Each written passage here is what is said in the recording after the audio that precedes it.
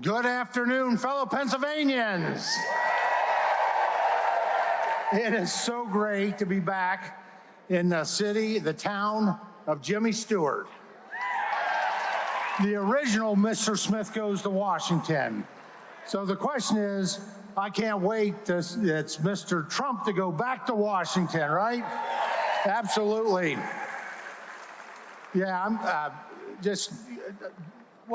what a gathering this evening. I'm Congressman G.T. Thompson, Dean of the Pennsylvania Congressional Delegation, proud representative of Pennsylvania 15th Congressional District, which includes parts of Indiana County and quite frankly, 17 other counties across this great landmass. And the first Pennsylvania to chair the U.S. House Agriculture Committee in 170 years. It's our #1 industry. So I've got a question for you. Are you ready to send Kamala Harris back to San Francisco? Now, I got to check in on this next statement because not everybody gets it. How many of you here in the audience remember those commercials for Rice-A-Roni? Kamala Harris, she's no San Francisco treat, that's for sure. Are you ready to make America great again? You're ready. And are you ready to return Donald J. Trump to the White House? Now, I give thanks to the Lord Almighty for his guiding hand in protecting President Trump from not one, but 2 assassination attempts, all within a matter of months.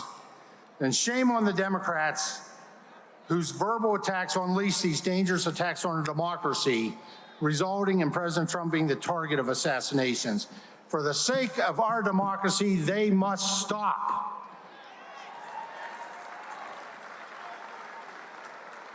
Now, I'm proud of our Keystone State. Not only was our great nation birthed and shaped in Pennsylvania, we've always been a state of high consequences. From the Industrial Revolution driven by the Pennsylvania coal starting in 1760, to defining our nation with the Declaration of Independence in Philadelphia in 1776, from transforming our nation with the first commercial oil well in 1859, to preserving the nation in Gettysburg in 1863, and in building the arsenal of democracy with Pennsylvania coal to win both World War I and World War II. The Keystone State has always been a state of high consequences.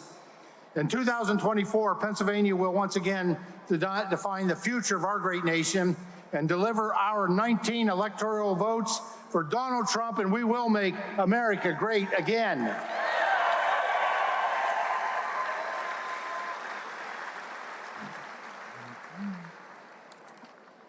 As the Patriots of 2024, we've been given a weighty and an awesome responsibility. Our nation is being broken under the weight of flawed and damaging policy being advanced without regard to consequences, rule of law, or the Constitution by the Harris-Biden administration.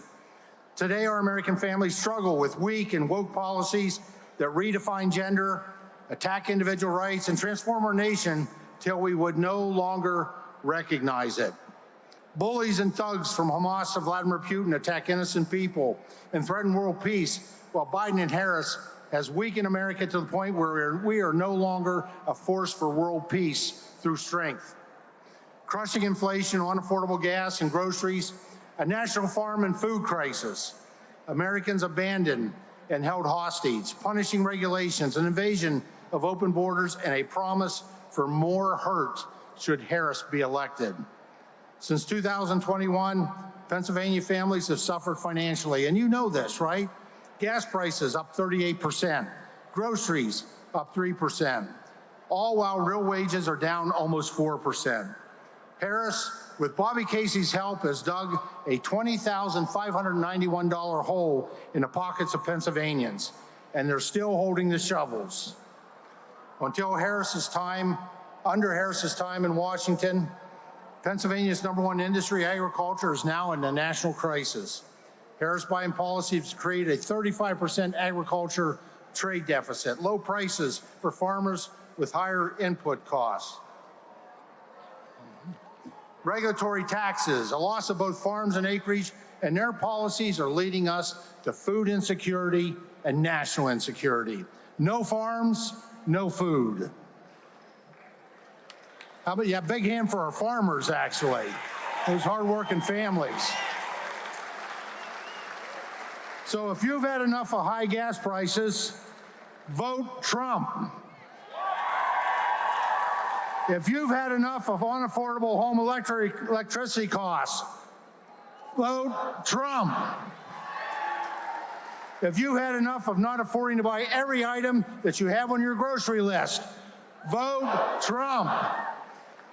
If you've had enough of a weak America and a more dangerous world, vote Trump. If you're fed up with open borders, vote Trump. And if you're ready to make America great again, vote Trump.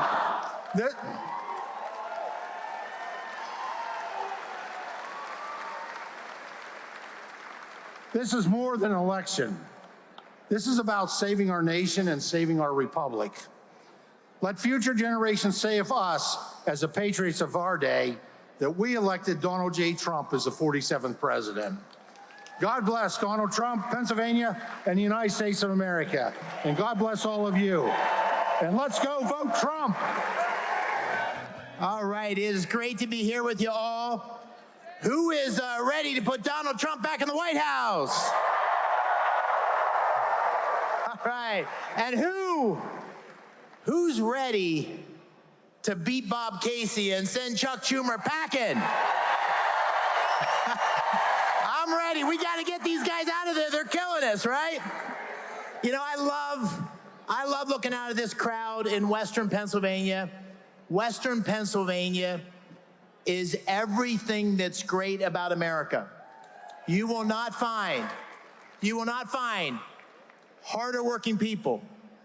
You will not find more God-fearing people. You will not find more America-loving people than right here in Western Pennsylvania. Right here. It's as good as it gets right here. You know, I've been coming to Indiana County since I was a baby. My dad was born in Marion Center. My pop-up had a drugstore in Plumville. My great-grandfather was a harness maker in Marion Center. My dad went to IUP. And I was born in Washington County. And my mom was born in Punxsutawney. And you know, Punxsutawney reminds me of my opponent, Punxsutawney Bob. We only see him once every 6 years, right? He pops his head up, he starts to act like he hasn't been doing anything. And the thing that I love about America is that it gives us all the opportunity in the world. I grew up in Bloomsburg. I played football, I wrestled. My folks had a farm. I baled hay, I trimmed Christmas trees. I went to West Point. I served in the 82nd Airborne Division. I was a little older than my friend Sean Parnell, but he served a great service too. And I wrestled. I played football, I wrestled in college, and I went on and I ran a business, came back to Pennsylvania, helped create jobs. I have lived the American dream, and that American dream is slipping away. It's not gonna be here for our kids. We're losing it. We're losing that opportunity for our kids. This election is the most important election of your lifetimes, I promise you. This is the one where we've got to get out there. We've got to turn the tide. Our economy is not working for working families. Sky-high prices, fuel prices, rent, food prices. It's out of control. You can't get a mortgage. Can't fix your pickup truck. It is out of control. The wide open border. 10 million illegal immigrants have come into our country. 4,000 fentanyl deaths last year. 4,000. All due to the wide open borders of Biden, Harris, and Bob Casey. He's voted 99% of the time. 99% of the time. It's a war on fossil fuels that's destroying our country, destroying our economy. It's a weakness that's making our adversaries challenge us every day.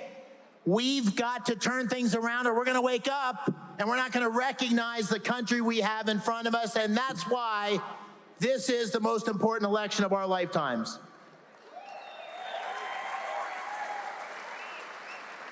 And we're counting on you. We are counting on you. This is a choice. It's a choice between strength and weakness.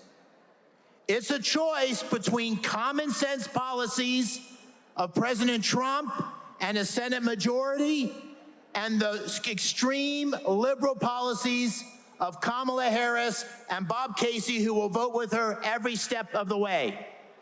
It's common sense to get our economy back on track and create opportunity for everybody and stop spending more than we can afford. It's common sense to unlock our energy, that beautiful, clean, natural gas in Pennsylvania to fuel not only Pennsylvania, but the world. It's common sense. It's common sense to secure our border, stop the flow of fentanyl, declare these cartels a terrorist organization, and go across the border and kick the hell out of them. That's common sense. Right? That's common sense. That's what that is. It is common sense to rebuild our military to be a lethal warfighting machine, because only can we have peace when we have strength, and the strength in the White House and the willingness to use that military sparingly to protect America's interests. That's what we need. This is an election between strength and weakness, an election between common sense and a radical liberal agenda, and it's going to be close. It's going to be close, but we're going to win this election with all of your help. It depends on you. You got to get out there, tell your friends, get out to vote, independents, conservatives, people that don't vote all the time. We need every single vote to win. And I want to tell you, as a former wrestler, I wasn't the best wrestler, but I always knew that if I could get into the third period within a point or two, I was going to win. And the reason I was going to win is the reason we're going to win. Because in the third period, it's not about wrestling. It's about up here. It's about mental toughness. It's about perseverance. It's about resilience. It's about fighting every minute, every day, every hour. We're counting on you. Let's go win.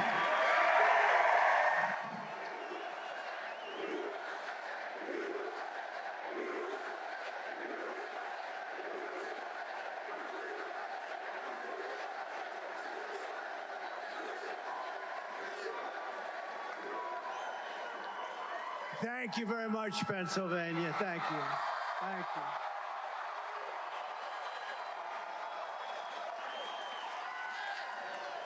you. It's great to be back in this beautiful Commonwealth with thousands of proud, hardworking American patriots. That's what you are. That's what you are. And when I look at this crowd and I look at the crowd outside, and we stopped a couple of places and nobody's ever seen anything like it, you know, let me tell you, they have us up in the polls, as you know, in Pennsylvania and all over the place, actually. But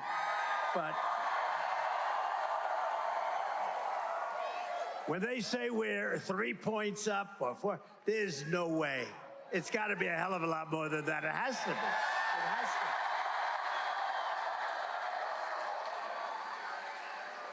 to. You know, polls are fake also, just like these people, the fake news. They just...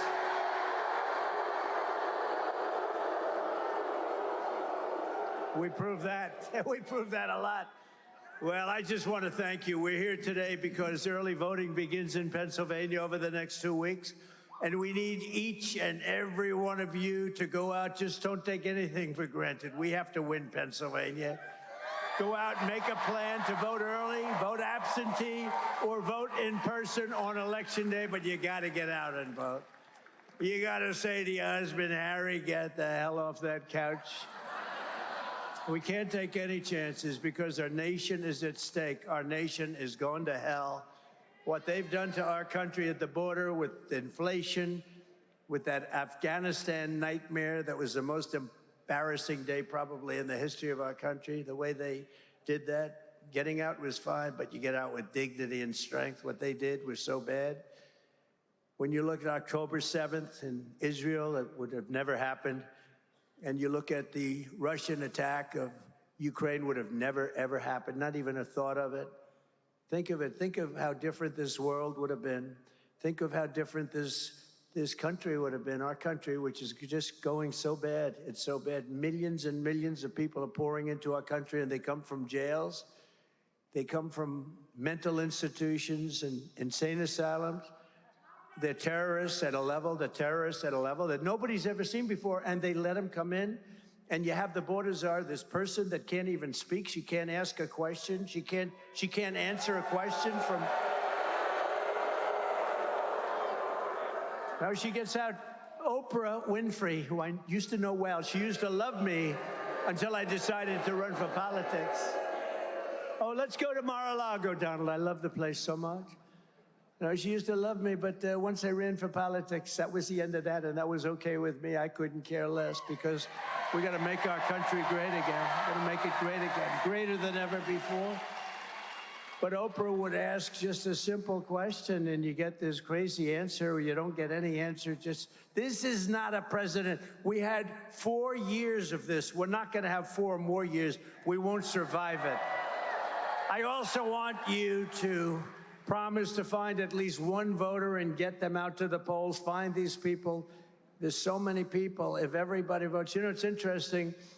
Christians, we got to get the Christians to vote. You know, I don't know what it is. Relatively, they don't vote a lot. They go to church and they love church, and that's great, but we got to get Christians, evangelicals, we have to get them out to vote. We have to get gun owners. You know, gun owners don't vote. They don't vote. We have to get them out. The NRA gave me their total endorsement. They have every time, total, complete endorsement, but they vote at levels that are very low. You know what it is? It's probably rebellion. They're rebelling. But there's nothing to rebel about. You have to get out. If we had Christians voting in full strength, we couldn't lose. If we had the gun owners voting at full strength, we couldn't lose. We have to get gun owners, because your guns are under siege. She wants to take your guns away. Our entire nation is counting on the people of this great commonwealth, and I know you will not let us down. You're not going to let us down. We got to get out and vote. And you can start right away. You know that, right? Now we have this stupid stuff where you can vote 45 days early. I wonder what the hell happens during that 45. Let's move see these votes? We've got about 1 million votes in there. Let's move them. We're fixing the air conditioner in the room, right? No, it's terrible. What happened the last time was disgraceful, including right here. But we're not going to let it happen again. Too big to rig, right? That's one way you do it. Can't let it happen. We got to take our country back from these horrible people, because if we win Pennsylvania, we win the whole thing. It's very simple.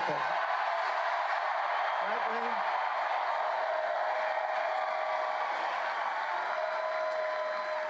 43 days from now. 43 days we've been waiting for 4 years. 4 years. We had people that were so incompetent. They were the most incompetent leaders in the whole world. And she is worse than Sleepy Joe Biden. She's worse. She's worse. 43 days from now, we're going to win Pennsylvania and take our country back, and we're going to be so happy.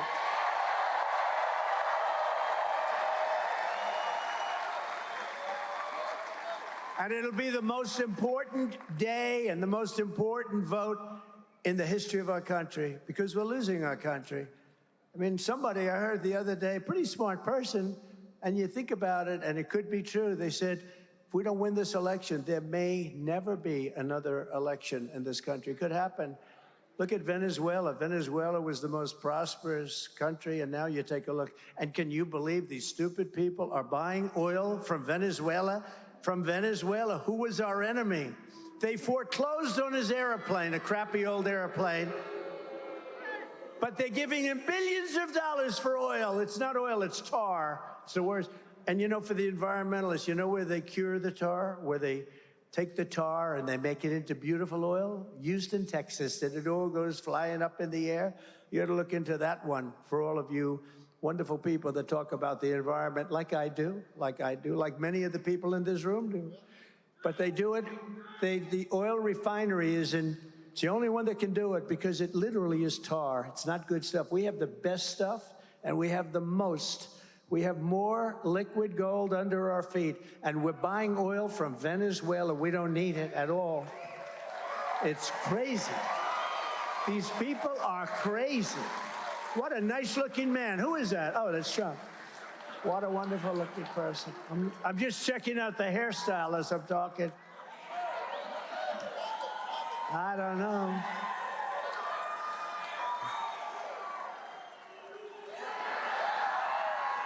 Yeah.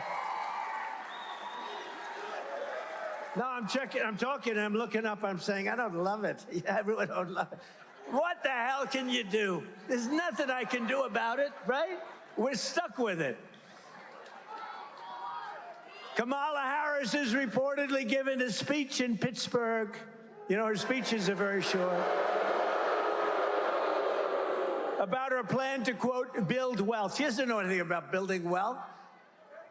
But she's been in office for 3.5 years. She's saying what she's going to do if she becomes president. But she's been there almost 4 years. She hasn't done anything except destroy our country with millions of people that shouldn't be here.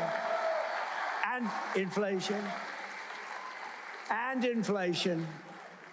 What the damage that Sleepy Joe, you know, I'm tending to call him Sleepy Joe lately because I called him Crooked Joe.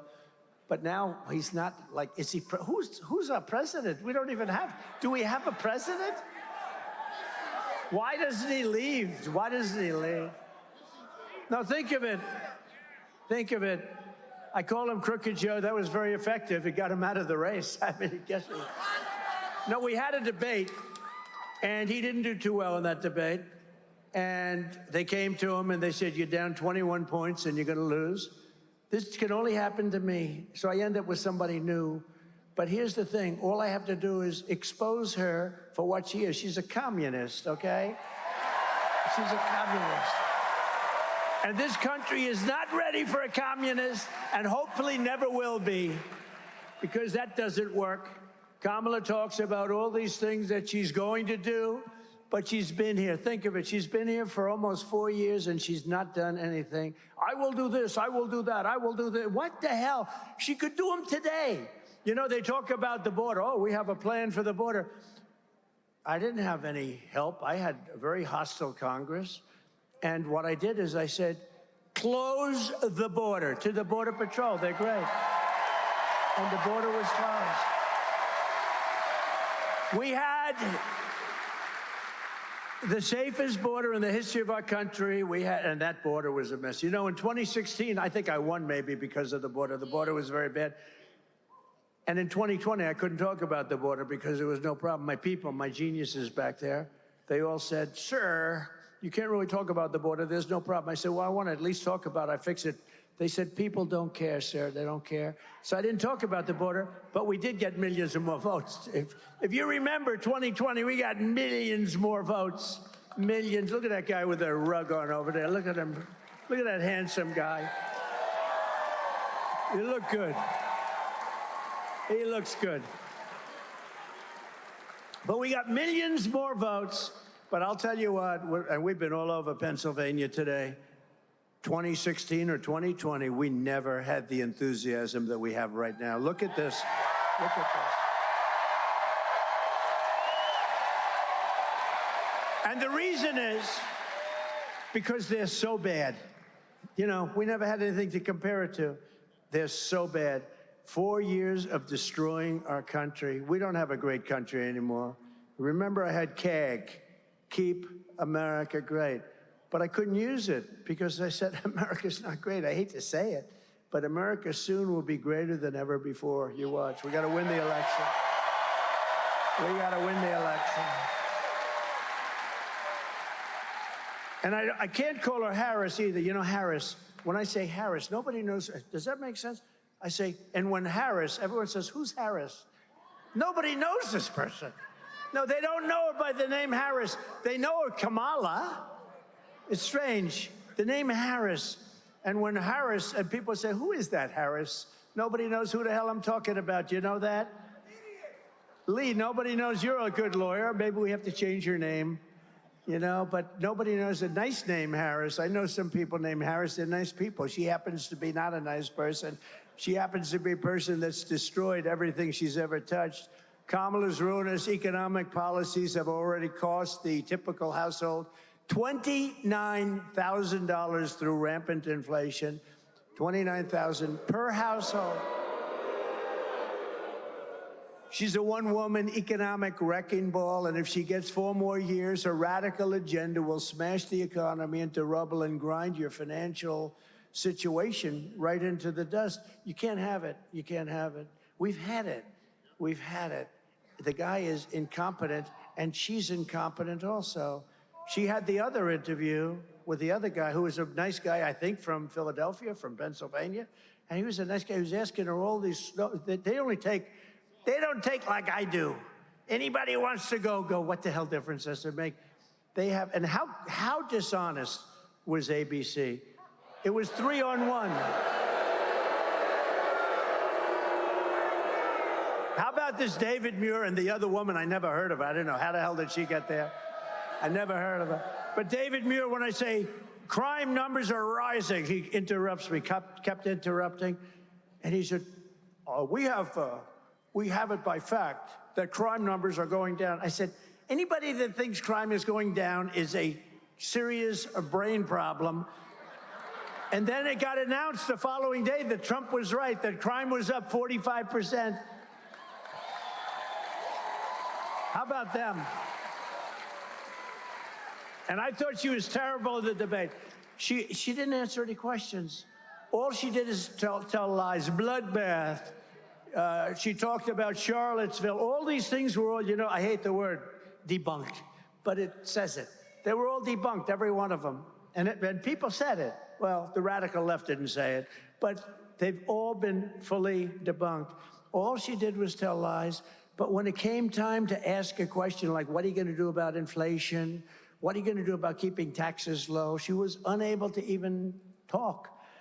But the one on Oprah was the worst one, in my opinion.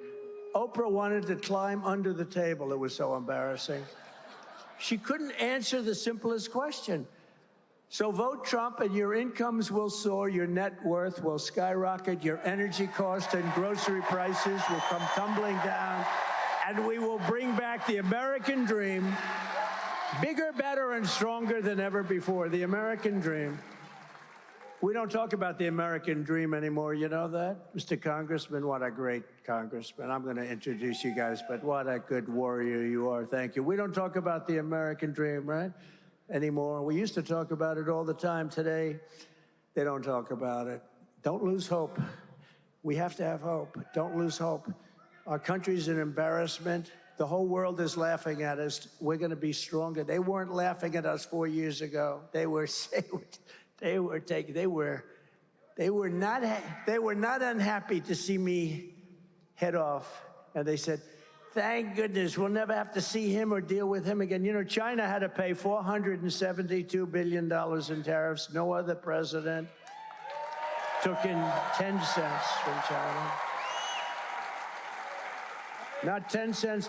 No president took in 10 cents. And remember this, and I just say this, if you look at Ukraine and Russia, but you know they say Russia. I stopped the Russian pipeline. It's called Nord Stream 2. Nobody ever heard of it until I came along.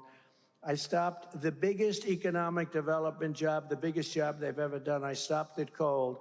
When Biden came in, he let them build, but he killed our Keystone pipeline, which we needed. He killed Keystone, so he killed, but think of it. And remember this about Russia. Under Bush, they took a lot.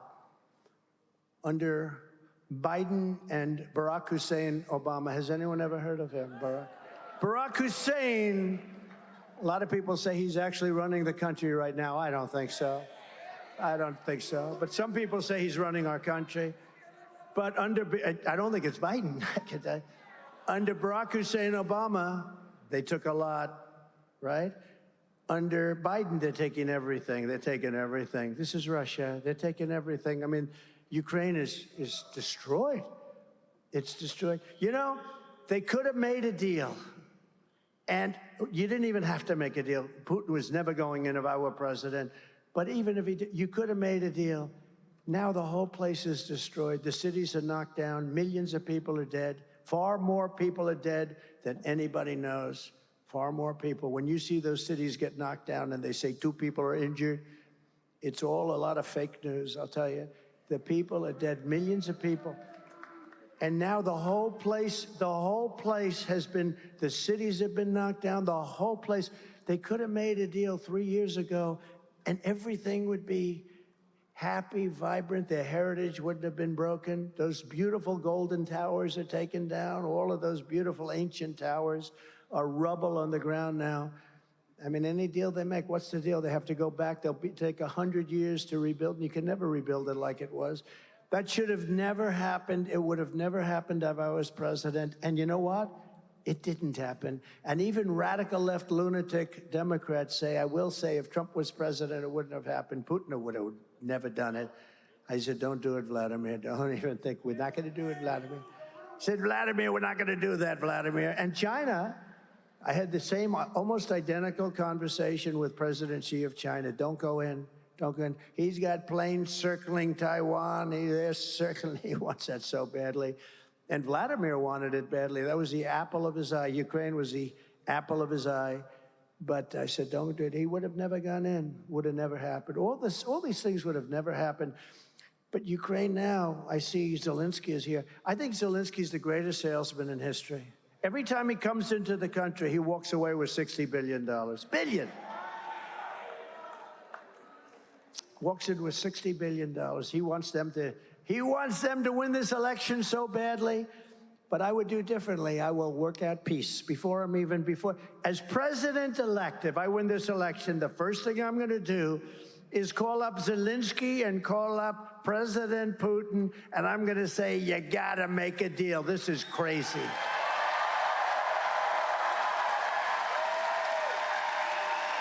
Crazy. They asked Biden, when was the last time you spoke to Putin? He didn't know. Of course he didn't know. What a stupid question. Of course he doesn't know. How would he know a thing like that? But it's been like years. And they keep bombing, cities pouring down, bombing. It's horrible, horrible. Actually, they're reduced now to using young boys and old men. Young boys and old men, because their people have been killed. So many of their people have been killed that they are using young boys to fight the war and old men. How about that? It's what a horrible thing has happened just because, and it's our fault because it's a war that should have never been allowed to happen, and we had the power that it would never have happened. We have an incompetent leader in Biden, and we have somebody who's worse in this new one that they threw into the ring. Central to Kamala's agenda for economic destruction is her plan to impose the largest individual tax hikes in American history onto our public, the largest small business tax hike in history, the largest capital gains tax hike in history. How about the capital gains tax, right? How about that one? And even the brand new wealth confiscation tax or unrealized capital gain. How about that? Unrealized. You know, I know a lot of people that are rich, but they have no cash. They're rich as hell, but what are they going to do? They have to pay cash to unrealized. In other words, you pay a capital gains tax even though you're not selling your property, your stock, or whatever it might be. I don't think it's ever even been done. It's been thought of by communist nations, but I don't think it's ever been done. You know, her father is a fascist. He's a Marxist, and he's a teacher of Marxist economics. What the hell are we doing? What are we doing? Where have we come? Which will annihilate, if they do that unrealized capital gain, which I can't believe they can pull it off, but if they do it, it'll annihilate the stock market and wipe out the savings of millions of seniors and middle-class families. It'll wipe out our country. Our country will be driven in, I think anyway it'll happen. if, a lot of people say the only reason the stock market's high is everyone thinks I'm going to win the election. I believe that's true. A lot of the biggest, smartest. Uncle Sam? Look, it's Uncle Sam. Uncle Sam is here. Do you agree with that? Uncle Sam says, no, a lot of people agree. I think it's going to be horrible. We don't win for so many other reasons, too, but you'll have a depression like 1929. Kamala Harris is the tax queen, and she's coming for your money, she's coming for your pensions, and she's coming for your savings unless you defeat her in November and want to take away your guns. Remember that. Always remember that. As president, I will keep Kamala's greedy hands out of your pockets, and we will deliver gigantic tax cuts. I gave you the largest tax cuts in history, and we are going to go further.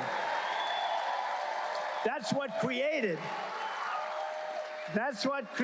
the greatest economy. You know, when they say compare yourself now, but do something else. Compare costs now. Compare the cost of bacon with the cost of bacon 4 or 5 years ago. Compare the cost of just groceries. I mean, some of these things have gone up 4, 5, 6 times. Energy, interest rates. How about, I was at 2% interest rates. Now they're at 10%, but you can't get the money, so you got to keep going up. Okay, you're not at 10% if you can't get the money. We will have, I'm very proud of this, and then she copied me on one of them, only one. I'm waiting for the others. We will have no tax on tips. That was an easy one. We will have no tax on overtime. You work overtime.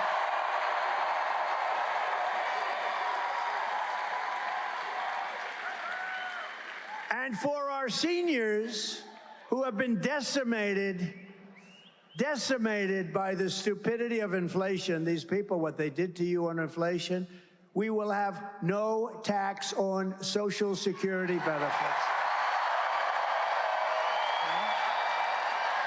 No tax. You've been decimated. They took it all away. They took it all away from you. And for all the suburban households paying high property taxes here in Pennsylvania, I will restore the SALT deduction. Do you know what that is, SALT deduction? You will. To save you thousands of dollars. Maybe I shouldn't bother with, but that's a good one, but you guys don't know what the hell it is. That's a good one. People think of New York, but it actually affects you very much, too. I think I'll keep it off the Pennsylvania. You didn't like that one so much, but it's actually pretty good. It's no wonder that Kamala Harris was just officially endorsed by IRS agents. Do you believe it?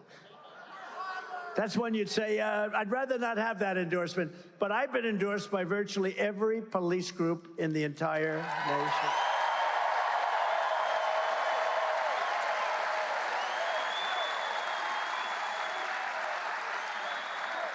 Every police group.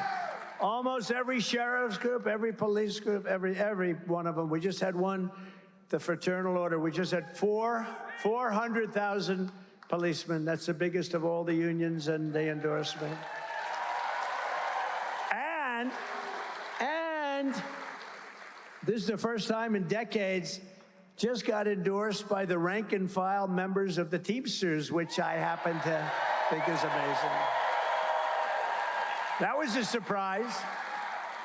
That's automatic for the Democrats, and now the bosses didn't endorse me, but they had a problem because they got 30% of the vote. We got actually 60 or 61% of the vote. Can you believe it? So the people that were in the 61, the people that want us, they said, well, how come you didn't endorse them? They're just going to take a pass. But maybe that's okay. That's all right. We know where they stand, and that's good. Kamala Harris is the candidate of the tax collectors and the Washington bureaucrats. I am the candidate of the American worker, and I always will be. I always will be. But perhaps Kamala's biggest tax hike of all is her vicious attack on Pennsylvania energy. You're under attack. If anybody here believes that she will let your energy industry continue, like fracking, you should immediately go to a psychiatrist and have your head examined. On dozens of occasions, Kamala said that she intends to ban fracking. I'm going to ban it. I'm going to ban it. I think we have a clip. Would you like to see a clip? I spend a lot of money on these clips. Spend a lot of money on these clips. That's why I am committed to passing a Green New Deal, creating clean jobs, and finally putting an end to fracking once and for all. Mama Kamala just don't give a frack. Isn't that great? He's not very funny. Can you? That guy. Those three guys, they're being blown away by Gutfeld. You know, Gutfeld totally dominates. Those three guys. You remember that guy? When I first ran, it was like 2015, thinking about running. I was going to run. I went on his show, right? And he goes, The Tonight Show, which is dying. They're all dying. Where's Johnny Carson? Bring back Johnny. It made you appreciate, right, Uncle Sam? It made you appreciate the greatness of Johnny Carson and these guys. These three guys, they're so bad, all three of them. All three of them. But this one, I go on his show, and he goes, Is that your real hair? I said, yeah. He said, do you mind if I mess it up? I said, I'd prefer no. Do you remember this? I said, I'd prefer it if you didn't, to be honest, but if you have to. So he grabs it, and he starts really going crazy, right? And everybody laughed, and it was a big thing, and it was a big hit. It was all over the place, and he got great ratings and all. And 6 months later, he went out because he was under pressure to apologize because he humanized Donald Trump. Do you remember? And he stood up and he said, I'd like to apologize. 6 months ago, or whatever it was, I messed up Donald Trump's hair and it humanized him and he became president. And I would like to apologize. How weak and pathetic is a guy like that? And his show died, but the other two shows are dying. The one on ABC is dying. He was the worst host in the history of the Academy Awards. Remember I did that? Remember I wrote I put a truth. Everybody should go to Truth immediately. And by the way, we also love Elon, I have to tell you. Gave me a big endorsement, big one. But remember in the Academy Awards, I said how he's the worst host in the history of the Academy Awards. And this stupid guy goes up, and just before the Best Picture of the Year, the show is almost over. They're waiting for the Best Picture of the Year. He gets up and he says, and his wife said, please don't do it. Please, darling, don't go out. His manager said, don't do it. I have to do it. He goes out and reads my truth to the entire audience right before the prime time, the Best Picture. And it said basically, he is the worst host of the history. He reads the whole thing. And then I think he said something like, ha, ha, ha. He thinks he bothers me or some crap like that. I said, he's one of the dumbest human beings ever. He should have listened to his wife. What a dope. But all three of them are bad. The hatred. You know, it's supposed to be comedy. It's hatred. It's like terrible. But they're dying. And did anyone see the Gutfeld for last week? So, actually, I said it in the show. You know, so Gutfeld had the highest ratings in his history. And it was the #1 show of the week on all of television, not just on cable, on all of television. It beat all the network shows. But I told her the show, Gutfeld hated me for a long time, hated me. And then he started saying, you know, he didn't know me, but he hated me. People that know me like me. But he just couldn't stand me. And he was pretty strong on that. And then what happened is he started to say, you know, I don't like him, but he gets everything done. He rebuilt our military. We have no wars. He took out the worst terrorists in history. We don't have any problems. We didn't have one terror attack during my administration. With all the terror attacks all over the world, we didn't have countries fighting each other. They wouldn't have done it without my permission. They would call me up to ask whether or not they could go to war with some other country. And I said, you can't do that. And if you do that, I'm going to put big, big taxes all over your country. Okay, we won't do it. And they'd call me up the next day. We've decided not to go to the war. We had no wars. Israel was free. Ukraine was free. They weren't. The whole world, Viktor Orban, who's the prime minister of Hungary, He said, if you want to solve, because now everything's blowing up. The Middle East is going to end up in World War III. Ukraine's going to end up in World War III. So many different, we could end up in World War III with incompetent leadership. With smart leadership, it had never happened. But it's tougher now than it would have been 3, 4 years ago. I mean, the whole place. And more importantly, no matter what you do, you can't get those cities back. You can't get that civilization back. And you can't get 3 or 4 million lives back. You can't do it. But Gutfeld said, on the show, he said, you know, I don't love this guy, but man, everything he touches, he fixes, he gets it done. Our country was doing great. We had the best economy. And he asked for an interview, and I said, you know, I'll do it, but I'm begrudgingly, 10 minutes. I don't really want to do it because he doesn't like me. I guess I don't like anybody that doesn't like me, I'll be honest. When they don't like me, I don't like them, okay? Sounds childish. Look at the wall. Mr. Wall, stand up, please, Mr. Wall.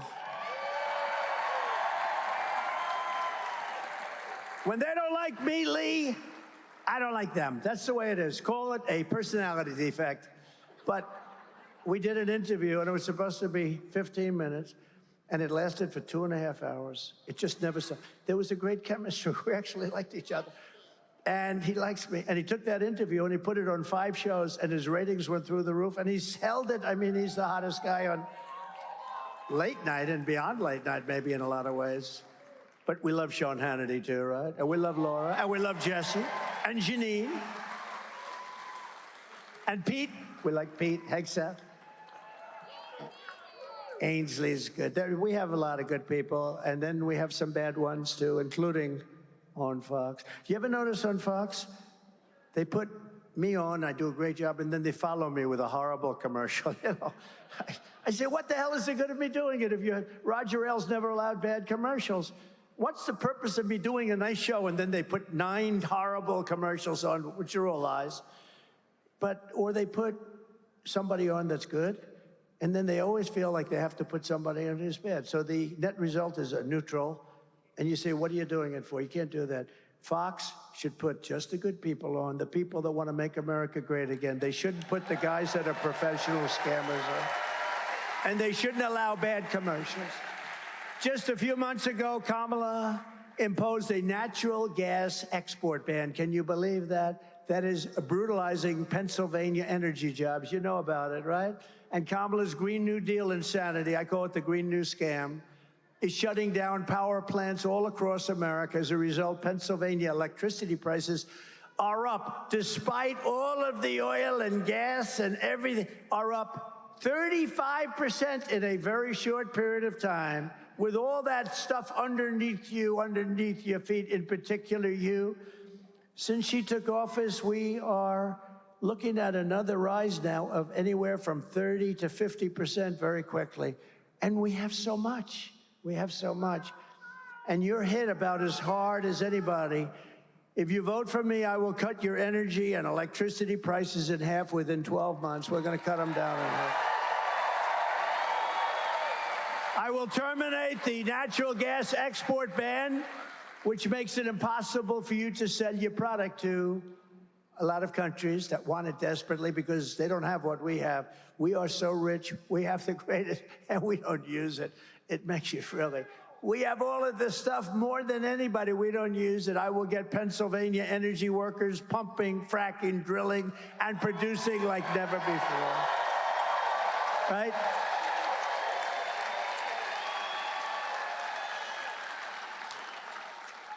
And I don't know about how you feel, but I do, because this was the greatest company in the world 60 or 70 years ago.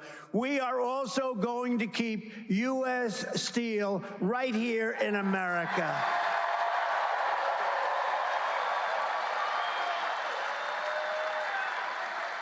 We have to be strong and powerful again, and we must put tariffs on foreign predators. They are predators, so that they don't destroy our steel industry. The people that like me the most of the steel, they were dead when I came into office. They were dead. And I put taxes on China. China was dumping massive amounts of steel to destroy our companies. I put a 50% tariff, then I raised it in some cases to 100%. And at a certain level, they said, no mas, we're not doing it. Remember, no mas, Roberto. We love Roberto Durando. And no mas, no mas. And they said no mas, and that was the end of it. And our steel companies were saved and thrived. And now we're losing our steel companies again because we have stupid people in the White House. We must keep our steel companies, and we must keep making steel more than any. If we have a war, are we going to call up, gee, China, could you send us some steel, please? Oh, I forgot about that. If we have a war, think of it. If we need it for our military, how do we build our tanks? How do we build our ships? We wouldn't have any steel. We have to make U.S. Steel great again. It doesn't have to be what it was. It was the greatest company in the world. Think of it. U.S. Steel was the greatest company in the whole world. That would be like whatever. You know, today our big companies are like Google and this and that. They're not the same. U.S. Steel is the strength. Google is all, give me a break. Not the same. Not the same. You see all the stuff that Google and Facebook and all what, they got caught cheating on the last election, the bad things they did, the 51 agents and all of the stuff, the laptop, remember it was Russia. It was Russia, Russia, Russia. No, it was Hunter, Hunter, Hunter, as we said. And they affected, you know, they affected the election very much. It came out many, many points, 11 points, 12 points. But that's what we have. And we can never let that happen again. And I said, we're going to go after anybody that gets caught cheating on the election. We're going to go after them harder than anyone's ever been sought before. Because these people are really a threat. They are a threat to democracy. The Democrats are a threat to democracy. That's the real threat. Under my plan, America will be a manufacturing superpower once again. We will be the envy of the world, and we will build that incredible future right here in Pennsylvania.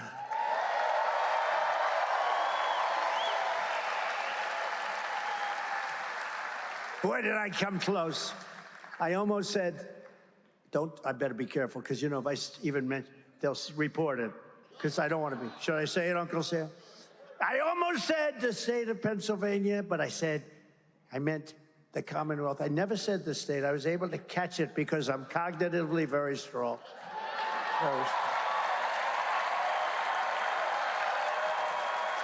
Very, very strong.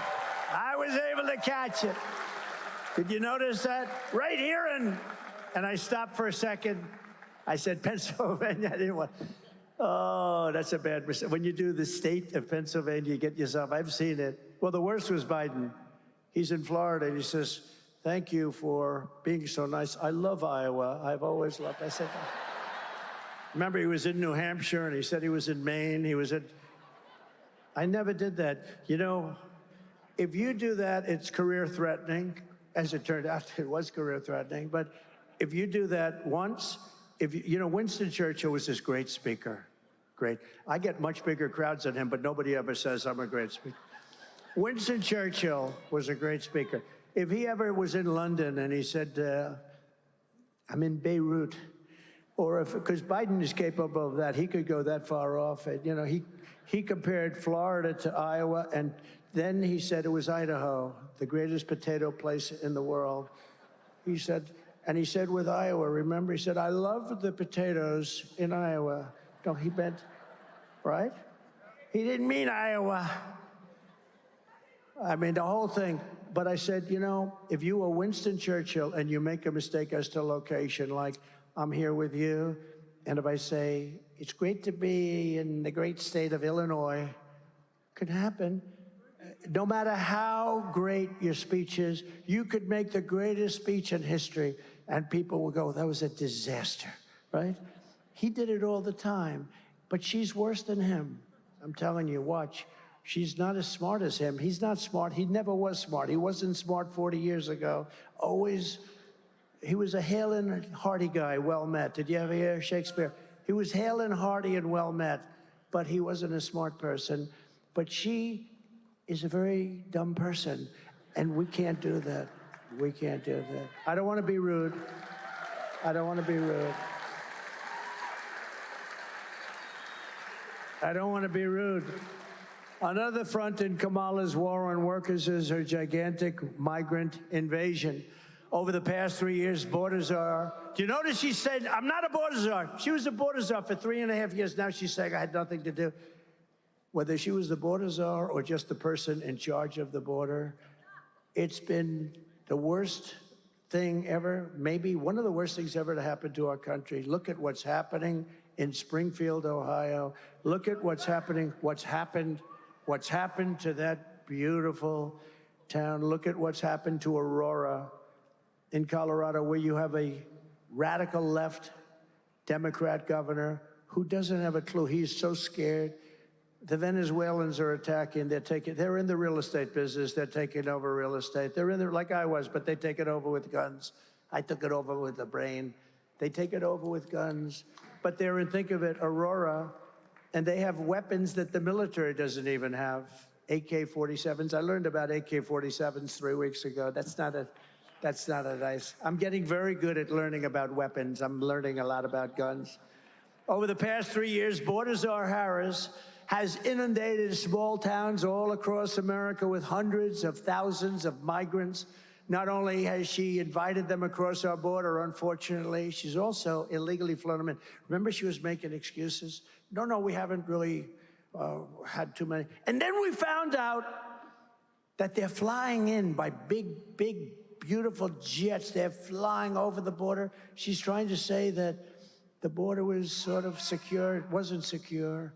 Although the greatest graph in the history of graphs, a thing that I love perhaps as much as any person I've ever met, is my wonderful graph on immigration and the lack of people coming.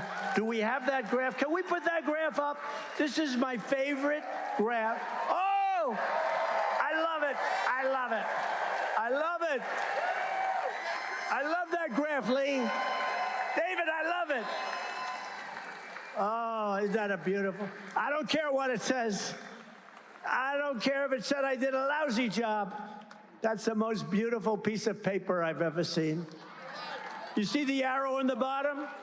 That was the week that I left office. See the arrow on the bottom, the big red arrow? That's the lowest level. This was done by the Border Patrol. This looks like a Trump special. It wasn't. That was done by the U.S. Border Patrol, who are phenomenal. ICE is phenomenal. That was done by the Border Patrol.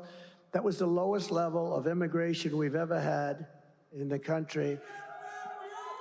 And then these idiots, these stupid idiots took over, and look at what happened to our numbers. Look at what happened. Look at what happened to the numbers. But is that the most beautiful? I love the colors, the blue, the gold, the red. There's everything about it I love the stars. Because if I didn't look over to the right to see that beautiful graph, I said, put up that graph, please. If I didn't look over to the right, I wouldn't be here with you tonight, and that would be a very terrible thing. What a beautiful thing.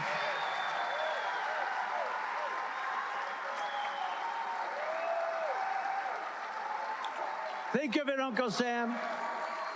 Immigration saved my life. Think of it. Immigration saved my life. No, it's great.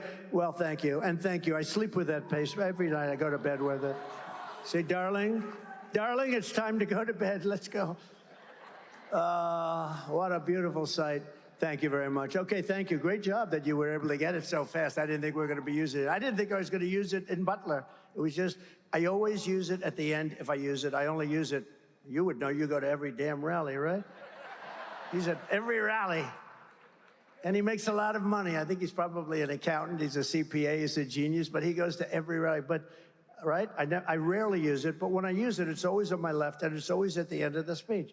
This time I just thought of it. As you can see, I don't use the teleprompter too much. Isn't it nice to have a president that doesn't have to use a teleprompter? Isn't that nice? Right?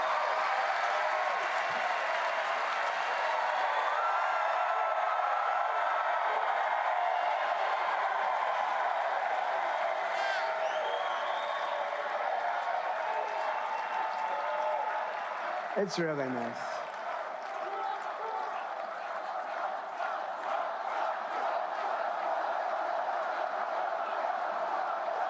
Thank you very much. By the way, we had a rally in Lee's part of the woods out on Long Island, and that was unbelievable. We filled up where the Islanders play and the Nets were playing. They used to play there, a big, like a Madison Square Garden type arena. We filled it up. We could have filled it up 3 times. It was an amazing, just less than a week ago, right? That was great. Lee was there. Kamala has illegally flown in more than 500,000 migrants, right when she was saying, no, we don't want to do that. And she's got, these guys actually want these people in our country. It's not even believable. Working with left-wing nonprofits to inundate Pennsylvania communities, changing the character of small towns and villages all over our country and changing them forever. They will never be the same. They will never be. Do you think Springfield will ever be the same? I don't think. The fact is, and I'll say it now, you have to get them the hell out. You have to get them out. I'm sorry. To get them out. Can't have it. Can't have it. They've destroyed it.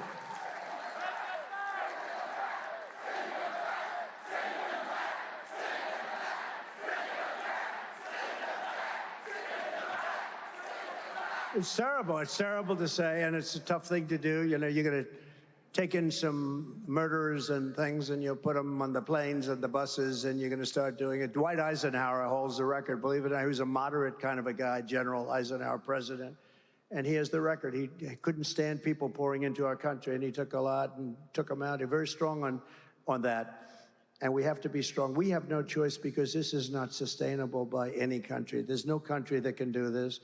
I mean, what were they thinking when they did it? What were they thinking? This is like, who would allow men to play in women's sports? Well, this is bigger. This is bigger. But it's the same thought.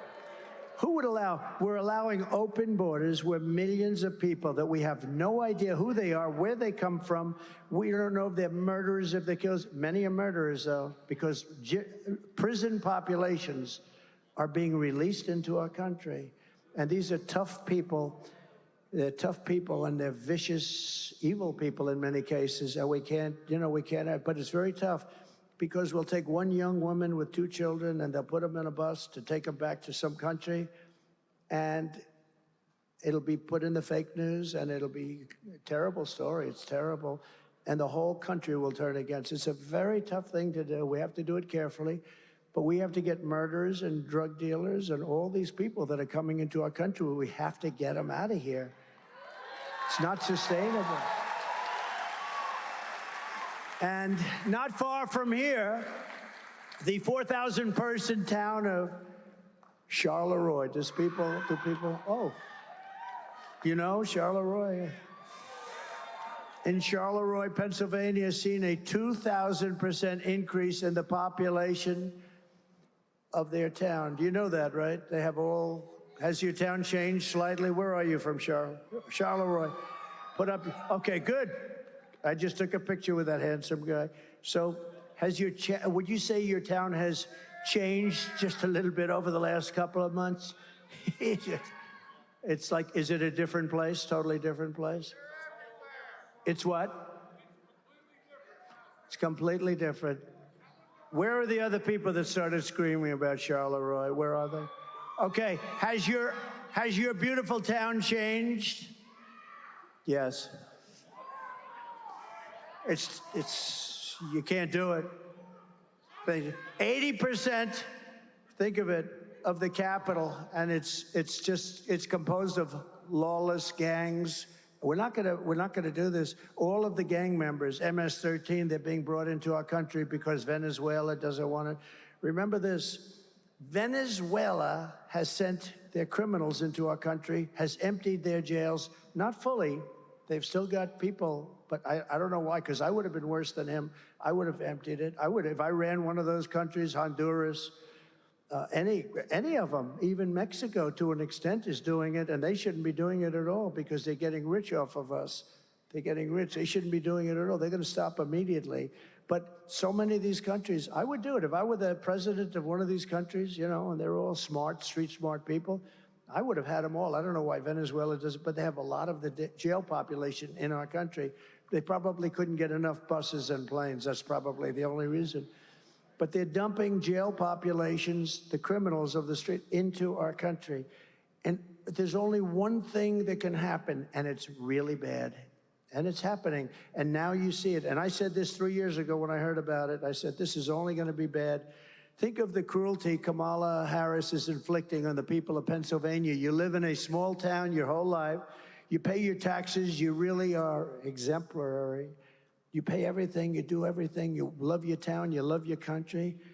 You know the town so well by name, you're just so proud of it. And suddenly she flies in thousands and thousands of migrants from the most dangerous places on earth, and they deposit them right smack in the middle of your community. And you're a nice person, and you want to be politically correct. I see it very much in the cities like the governor of Colorado. The guy's a real stiff, but he's up talking, and he says, well, these are fine people. He doesn't want to say that they have AK-47s and they're taking over large portions of real estate. He doesn't want to say it. They want to be politically correct. It's happening in all of these towns that we're talking about because the mayors are afraid, and they're afraid politically too. They don't know, am I supposed to say this is good? Or am I supposed to say, and Democrat mayors, every one of them is saying it's a wonderful thing, and not one of them believes it. But they're afraid to go against the stupid party that's in Washington. So now your schools can teach because the majority, they can't teach because the majority of students don't speak the language. The housing market is destroyed. Crime is rampant. The jobs are taken by migrants illegally imported to our countries. Your school classes, you can't get in. You can't get into your hospitals. Nobody can get into the hospitals. They're driving to hospitals 300-400 miles away. The media is desperate to stop us from having this conversation. The fake news, look at all of them. They have a lot of people there. Oh, they have some of the big ones. They have some of the big ones. Wow, oh, that's very impressive. Yeah, they have some good ones too. But that's exactly why we must have this conversation. We have to have it because the media doesn't want to talk about it. You know, they don't want to do anything that's going to embarrass Kamala because I don't know why. Number one, the country's going to die. They're going to die. They're already dying to a large extent. But if I get elected, they're going to do much better because we get higher ratings. We get the high. You know, Greg Gutfeld got the highest ratings in the history of his show. Think of it, the #1 show of the night, including networks. Nobody knows that. And maybe I think the #1 show of the week. No, but they'll do much better, but they don't realize that. They haven't realized that yet. This isn't an attack on any group of people. It's common sense. We're really talking about, you know, we're the party of common sense. We're conservative, all that. We are the party of common sense. That's what we are. That's what we are. We want to have strong borders, great education, school choice. Does everybody like school choice? We want to move the Department of Education. We're ranked at the bottom of the list, the worst.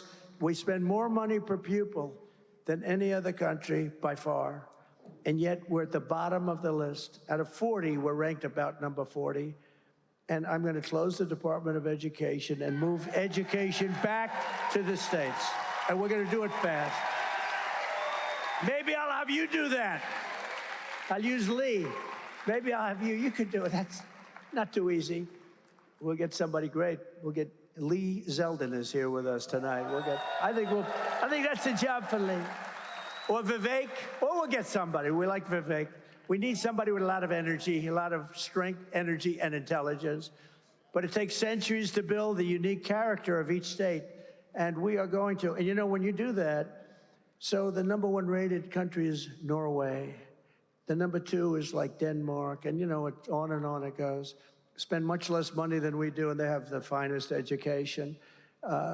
In New York City, a few years ago with de Blasio, who was one of the worst mayors in history, by the way, he said, we're going to go with the Norwegian system. That didn't work out too well, okay? You know, when they start throwing the teachers out the window, that wasn't working out. They don't do that in Norway. Historically, they haven't thrown too many teachers out the window in Norway. But we're going to make it good. And you know what's going to happen is out of the 50 states, you're going to have 35, like different ones. Iowa will do good. A lot of the states will do very good. I can think of probably 30, 35 will be good. And 5 will be okay, 10 will be okay. You'll have 4 or 5 that will be terrible, but that's okay. We have to control it. But you'll have Idaho. You'll have Idaho will do a great job. They, no debt, no this. They run a great state. A lot of places will have will have education that can compete with Norway and Denmark and this, but we'll have certain places, and it's the same places like Gavin Newsom, who's a terrible governor. You'll probably have a problem in California, but what you do is you give it to the local communities, and they'll have a great educational system.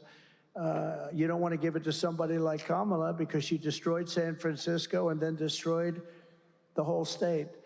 But reckless migration policy can change it very quickly, and it can destroy everything in its way, just like we've seen in London and Paris and Minneapolis. Look at what's happened in London. Look what's happening in Paris.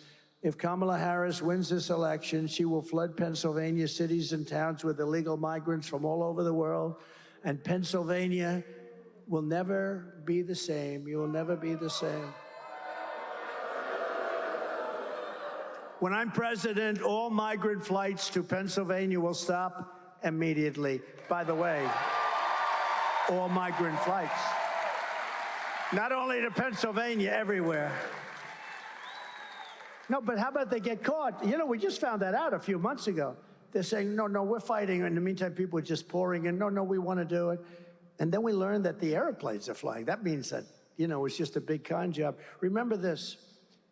For a long time, she's been talking about her experience at McDonald's. I worked at McDonald's over the French fries. It was so hot. I think I'm going to go to a McDonald's next week someplace. I'm going to go. Might not be in your place. I'm going to go to a McDonald's, and I'm going to work the French fry job for about a half an hour. I want to see how it is. But she said she worked and she grew up in terrible conditions. She worked at McDonald's. It was such. She never worked there. And these fake news reporters will never report it. They don't want to report it because they're fake. They're fake. They don't want to report it. She never worked at McDonald's, but it was a big part of her resume.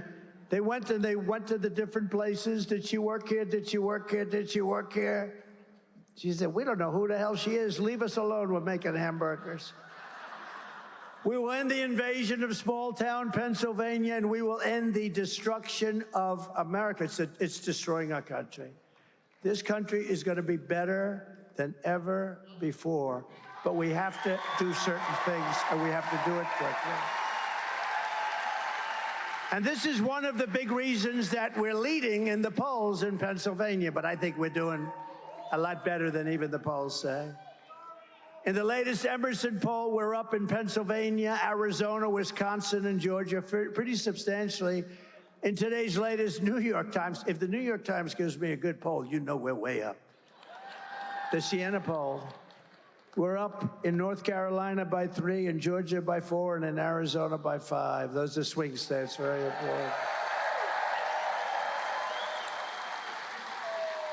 And a poll on a state that Republicans just haven't won in many, many years for president.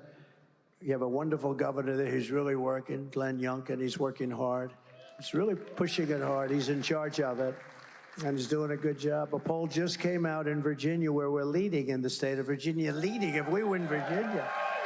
If we win Virginia, I don't even know if I need Pennsylvania, but we want to get it anyway. We want to get Pennsylvania. Remember last time? So last time we did better than 60, but in 2016, we were leading by hundreds of thousands of votes in Pennsylvania, and they refused to announce it, remember? And then they announced Wisconsin or Michigan, which we won. But all night long, I said, when are they going to announce Pennsylvania? It would be impossible to catch us based on the numbers. If I lost every vote from then till the end, but they waited till 2 o'clock in the morning, You know why they did that, right? They were trying to see if they could accumulate enough ballots. Very dangerous thing. This is a bad, bad system. And we're winning Pennsylvania, but despite the fact that I almost hate to say that we're winning, why don't I say we're tied so you go out and vote? Or we're down by 1. I always say, pretend you're down by 1. The point is you got to get a vote.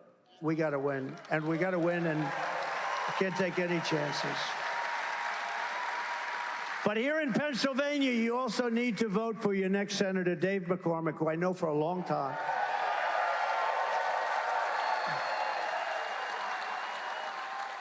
And he's going to defeat Bob Casey. He's going to stop inflation and secure our borders.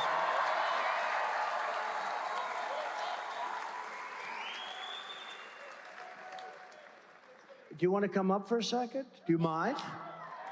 I love this guy. He's a military hero, he's a business hero, and he'll make a great senator. Come on up, David. Say something. Thank you. All right, well, Mr. President, thank you so much for that great introduction, and we're going to win the presidency right here in the Senate majority in the Keystone States, so thank you. And the reason we're going to win is because people in Pennsylvania feel like they've lost their economic security. Prices going out of control. The war on fossil fuels. They've lost their physical security. Crime in our cities. Illegal immigration, 4,000 fentanyl deaths. And people around the world, adversaries challenging us. So people in Pennsylvania want change. And what I tell them is, listen, it's a battle between common sense and these radical liberal policies under Kamala Harris. And Bob Casey's going to vote for her 99% of the time because he is a weak leader and a rubber stamp for this liberal agenda. And I say also, this is a race between strength and weakness. And when I talk about strength with G.T. Thompson and Sean Parnell, I say, listen, I was standing there at Butler, 15 feet away. I saw you get shot. I saw you go down, and I saw you come up with your fist and say, fight, fight, fight. That's why we're going to win. Thank you, sir. Thank you, David.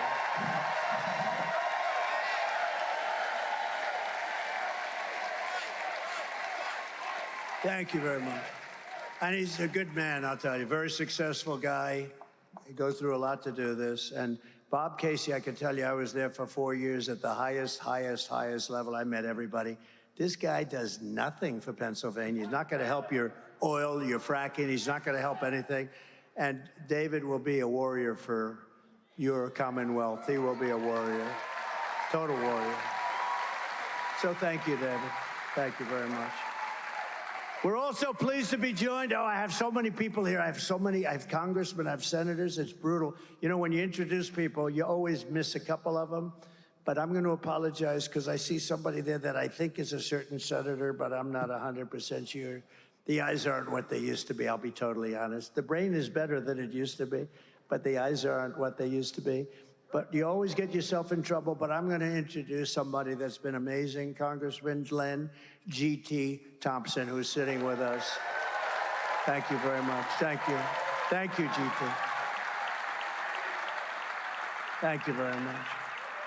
Great job. He's a warrior. Former Congressman Fred Keller. Fred, thank you very much. I saw him sitting there. A great gentleman who's a real leader, State Senate Majority Leader Joe Pittman. Joe? Whoa. Whoa. Hey, you're popular, Joe. What a family you have, too. What a great family. Thank you very much, Joe. Mayor of Slippery Rock, J.D. Longo. Thank you, J.D. Great job. Thank you. Great job. And a friend of mine who's a warrior and a very strong guy, a tough guy, they had a bad deal with that election. It was terrible what happened. Sean Parnell. Sean, stand up. Yeah.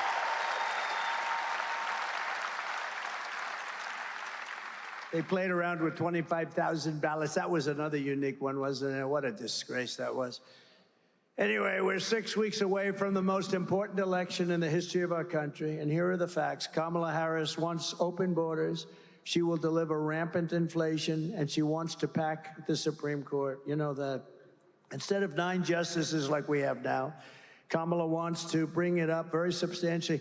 Now, this is a number I heard 2 days ago, potentially to 25 justices. so she can rig the system, meaning not she, the whole party can rig the system, the party of communists. She wants to bring it up to 25. That's the first time I heard that number, but I heard it very loud and clear. She might as well have Congress. You know, Congress is supposed to be that, not the Supreme Court. No, they were very brave, the Supreme Court, very brave, and they take a lot of hits because of it. It should be illegal what happens. You know, you have these guys like playing the ref, like the great Bobby Knight. These people should be put in jail the way they talk about our judges and our justices, trying to get them to sway their vote, sway their decision. Kamala was an original creator of Defund the Police movement. Okay, so she was in Defund the Police for years. Anybody who wants to defund the police for even 1 week is not worthy of being president of the United States.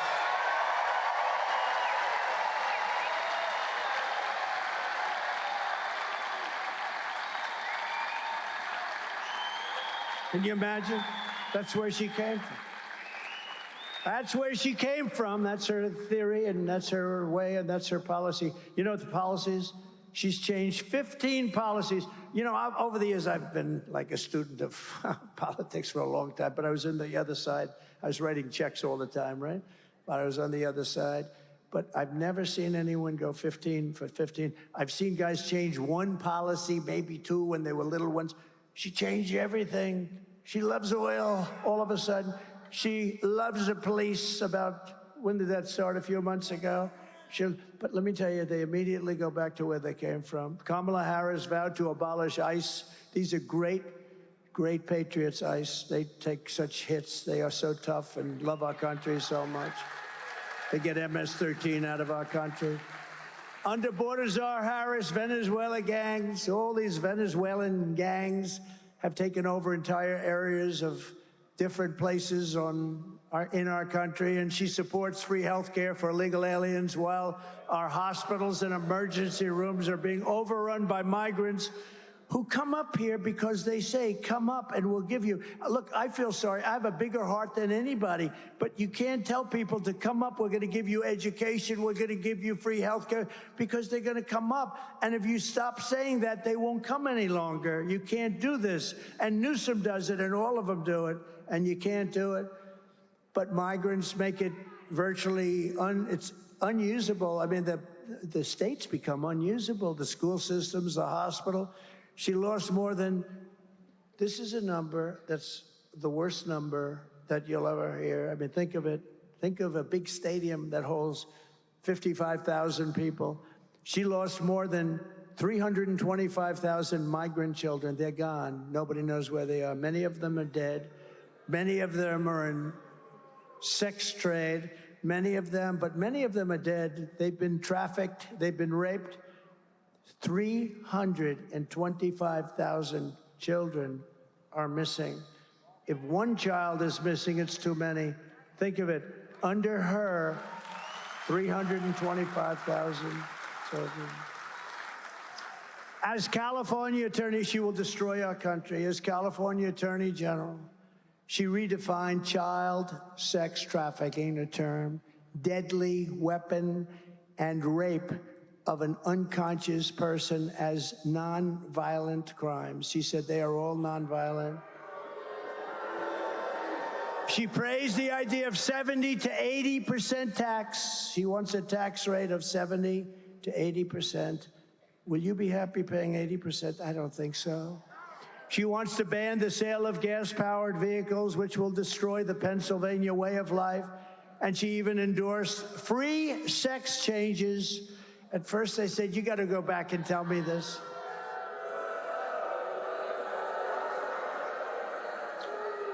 And this was recently. She endorsed free sex changes for illegal aliens in detention centers all over our country at taxpayer expense. You don't hear this on Oprah, do you? Think of that. Sex change, you're detained. You're being held in a detention center, and you say, I want to change. I want to become a woman. And they have to give you the operation, which is an immensely expensive operation on top of everything else, $250,000 at least, and then all the drugs involved and everything else. She's sick. I'm telling you, if you put her in, I don't think you will either. Uncle Sam? Uncle Sam, will you put her in? I don't think so. Stand up, Uncle Sam. No, it's terrible. As DA and as Attorney General, she destroyed San Francisco and she destroyed all of California. It's like a different place. It's not recognizable. And now she's coming to destroy the United States of America, and we're not going to let it happen. We can't let it happen. She led the change in California law so that if you steal less than $950, you are not prosecuted. And if you steal more than $950, you're actually not prosecuted either. You want to know? But how about this? The kids are walking in with computers. They're putting stuff, they're adding it up so that if it's less than $950, they go into a judge, they say, Your Honor, it's less than, oh, okay, case dismissed. How sick? Is this country sick? Less than $1,000, you don't get prosecuted. She even lied about Joe Biden's cognitive abilities. Remember, she said, oh, he's fine, he's fine. A great disservice to the American people, because he's negotiating with Russia, China, North Korea. He's negotiating with people that are probably in a state of shock. They say, can you believe this? Because they're all at the top of their game. I know all of them, they're at the top of their game. And we are at the most dangerous point in the history of our country. We could end up in World War III because of this lunatic and her. She's so much worse. She wants to take away your guns and your rifles in violation of the Second Amendment.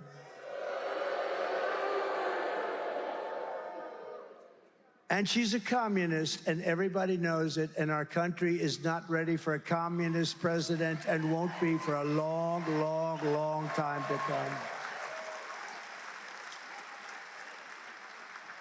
That's why less than 2 months from now, we are going to tell her that we've had enough. Our country can't take it anymore. Kamala, you've been a terrible vice president. You'll be the worst president in the history of our country, superseding even crooked Joe Biden. Kamala, you are a disaster to the United States of America. Kamala, you are fired. You're fired. Get out. Get out.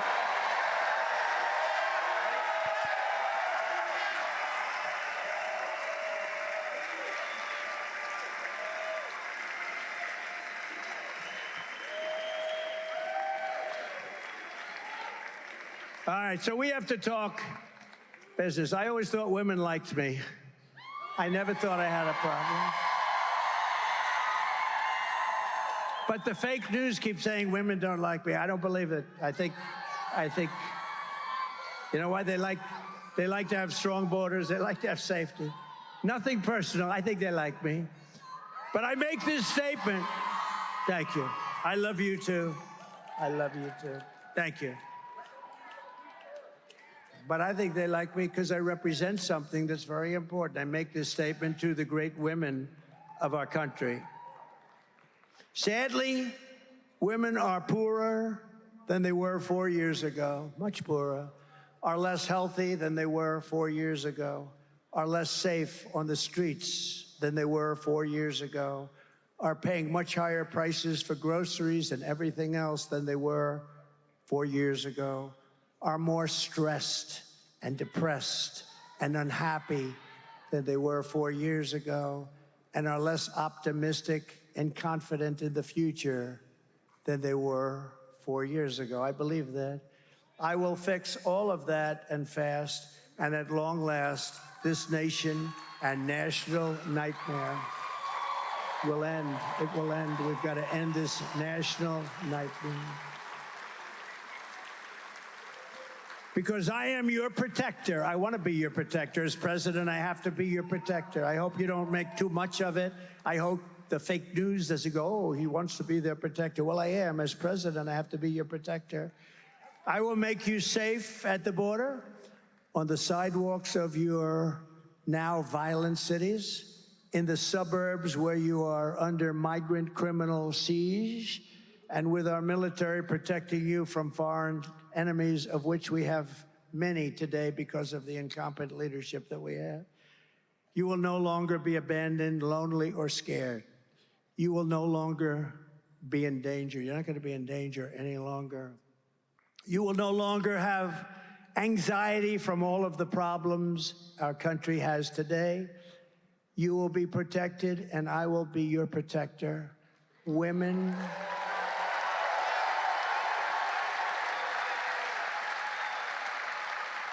will be happy, healthy, confident, and free. You will no longer be thinking about abortion. So all they talk about abortion because we've done something that nobody else could have done. It is now where it always had to be, with the states and a vote of the people.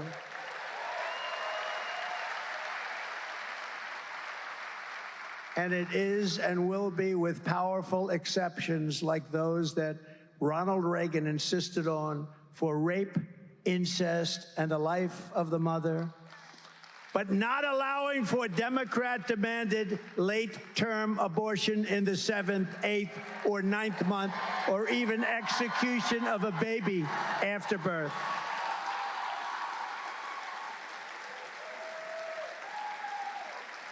Thank you. Thank you very much. Such an important topic. For 52 years, all legal scholars and experts wanted abortion to be with the states and to have a vote of the people. 52 years they fought for this. Republicans, Democrats, liberals, and conservatives. Everyone wanted abortion out of the federal government and into the states. 6 brilliant and very brave justices of the United States Supreme Court were able to do that for you, and they did it.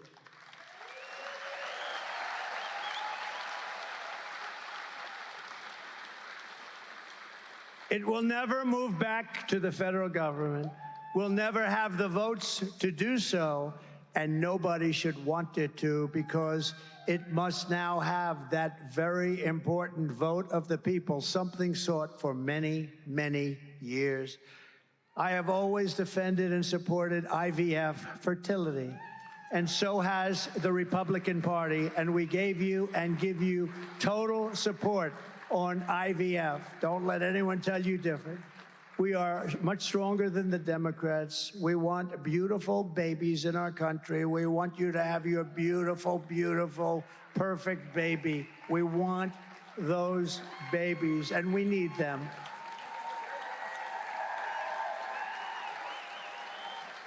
And I will protect women at a level never seen before.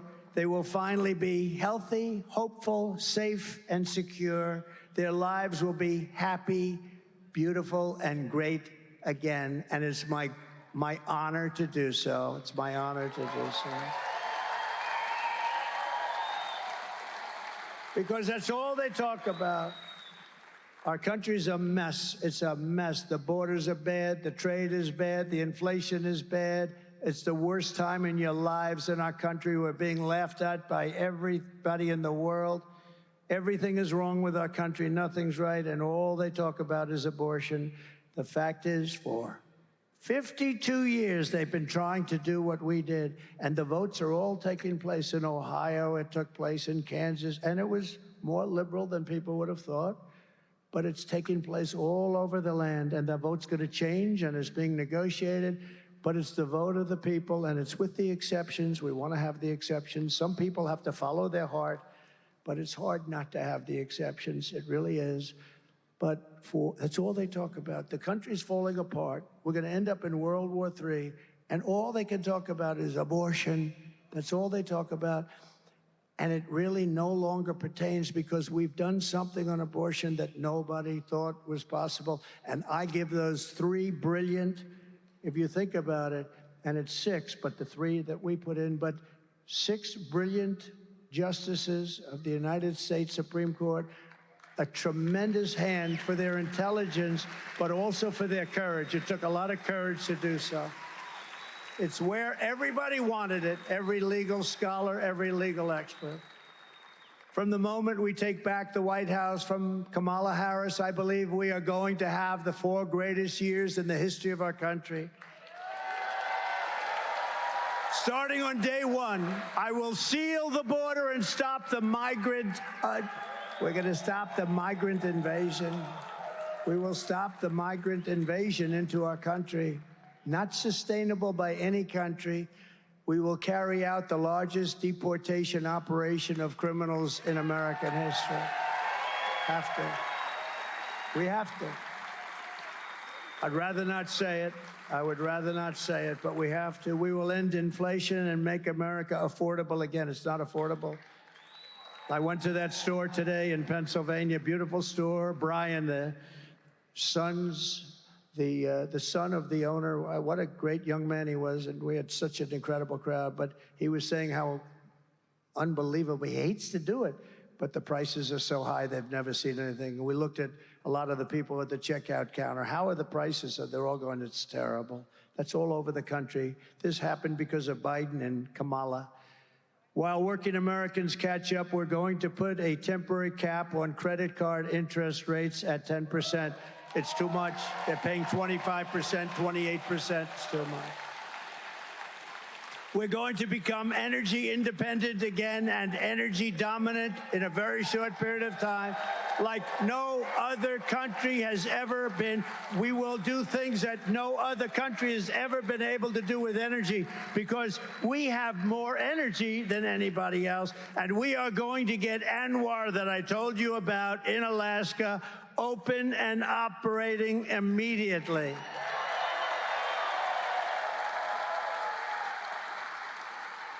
We will close the border, let people come into our country, but only if they come in legally, and we will immediately drill, baby, drill.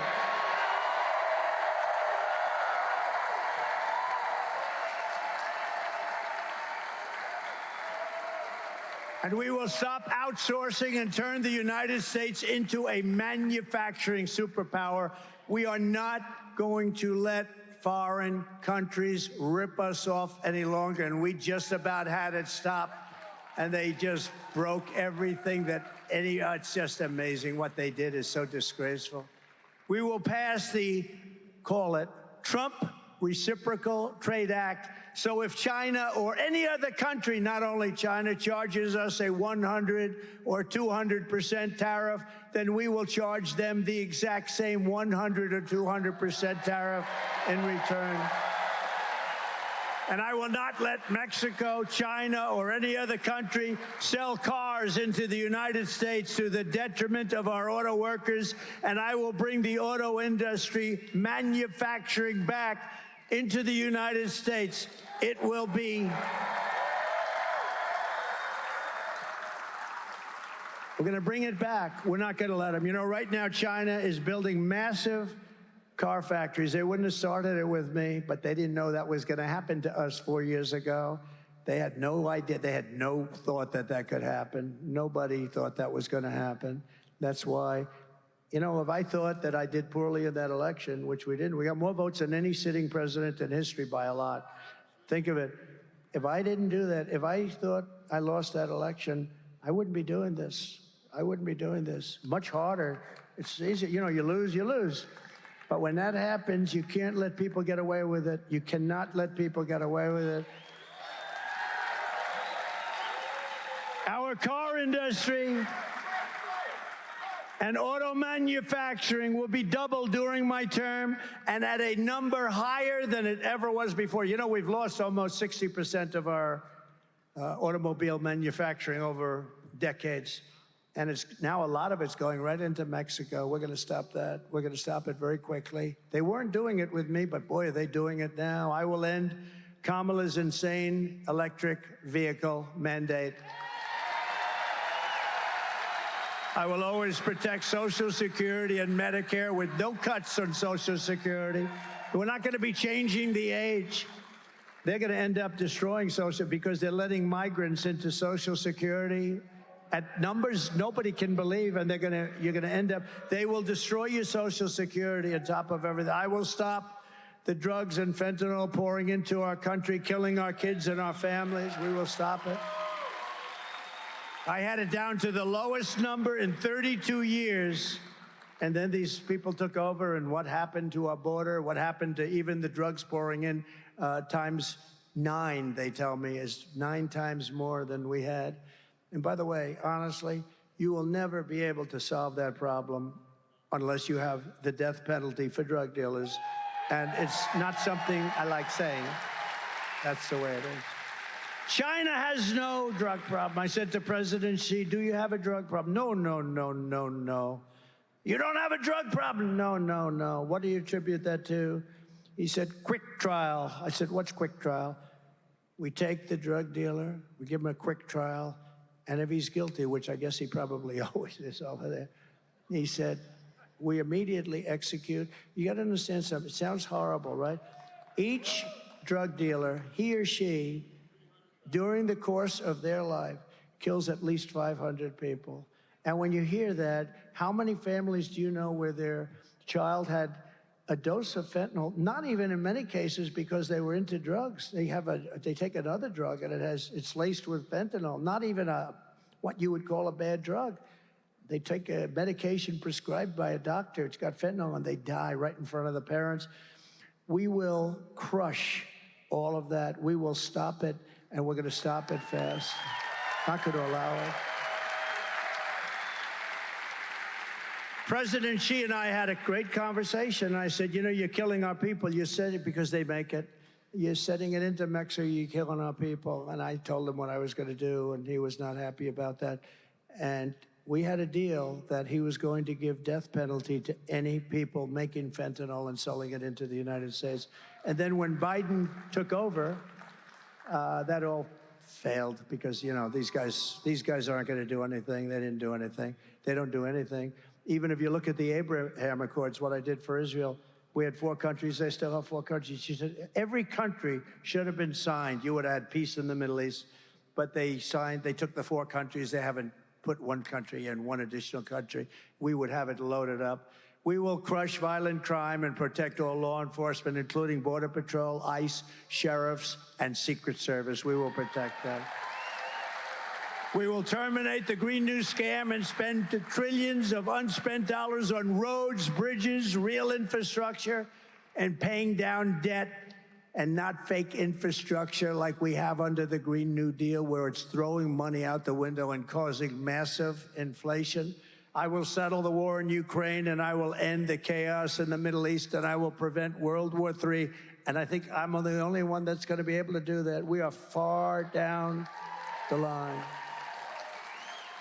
And World War III will be a war, this will be a war like no other because of the weaponry. I always say, this is no longer army tanks going back and forth shooting each other. This is nuclear power with power like nobody's ever seen before. We will have peace through strength. That's what we had. We had no wars during my 4 years. First time, now we wiped out ISIS 100%. We did it in 4 weeks. They said it would take 5 years. I did it in 4 weeks. Our military is great. Our military is not woke either. The guys on top, like Milley and those guys, are woke. But you don't have, the television guys are all woke. But the real military, you could put them in a room for 2 years and scream woke at them. And when they walk out, they'll be shouting, I'm not woke. The job they did with me on ISIS, you know, I inherited that whole mess with ISIS. And we defeated 100% of the ISIS caliphate in record time. We have a great military, which you don't hear about.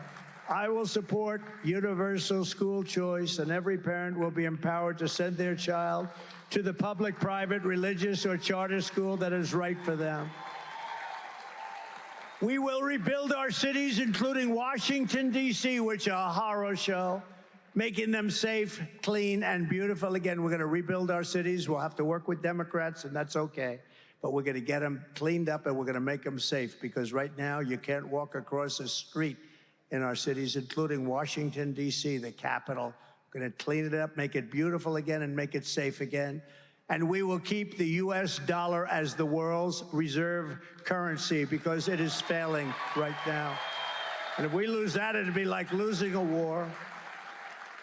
This is how we will end the era of inflation, mayhem, and misery under Kamala and Crooked Joe, and unleash safety, prosperity, and peace for Americans of every race, religion, color, and creed. Every single race, religion, color, and creed. We're going to take care of it all. Together, we will deliver low taxes, low regulations, low energy costs, low interest rates, and low inflation so that everyone can afford groceries, a car, and a home. It's the American dream. We're bringing back the American dream.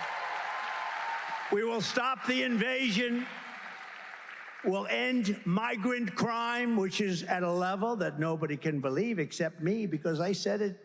As soon as I heard what they were doing with the open border, I couldn't believe it. We built hundreds of miles of wall, and all we had to do is flip up some additional wall panels. We would have picked up 200 miles more. That's much more than I ever said I was going to build. And they didn't do it. And then I realized they wanted open borders. I couldn't believe it. We're going to strengthen our military, build a missile defense shield around our country. We're going to keep critical race theory and transgender insanity the hell out of our schools. And we are going to keep men out of women's sports.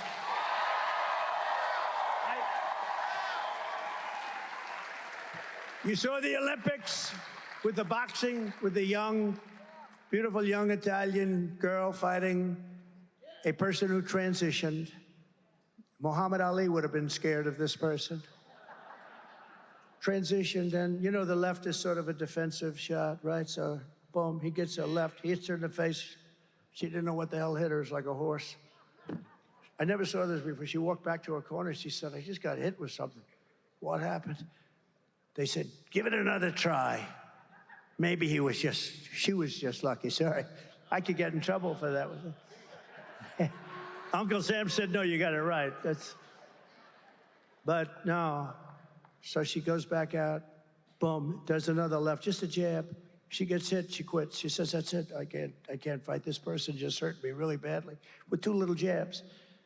And that person went on to very easily win the gold medal. There was another person who transitioned, Uncle Sam also. Different country, transitioned, different weight class, transitioned, won the gold medal. So you had 2 people that transitioned, both happened to win the gold medal. Is anybody surprised by that? These people are sick. And you know what? It's so demeaning to women, so demeaning to women when you think of it. We will defend the Second Amendment, protect religious liberty, and restore free speech, and we will secure our elections. Everyone will prosper, every family will thrive, and every day will be filled with opportunity and hope. But for that to happen, we must defeat Comrade Kamala Harris. And we must stop her country-destroying liberal agenda once and for all. You must get out and vote. You have to get out and vote. Everyone here, promise me I'll vote. We want a landslide that's too big to rig. They can't do anything about it. At a certain level, there's not a thing. They cheat like dogs. They cheat so badly. People say, oh, it's a terrible thing to say. The people that know exactly what I'm talking about. You know who knows better than anybody else? Democrat leaders. Those are the ones. On November 5th, it will be considered, you watch, the most important day in the history of our country. We will save our economy. We will save our country on November 5th. We will rescue our middle class. We will reclaim our sovereignty and restore our borders. We will put America first, and we will take back our country together. We will make America powerful again. We will make America wealthy again. We will make America healthy again. We will make America strong again. We will make America proud again. We will make America safe again. We will make America free again. And we will make America great again. Thank you very much, Pennsylvania. God bless you.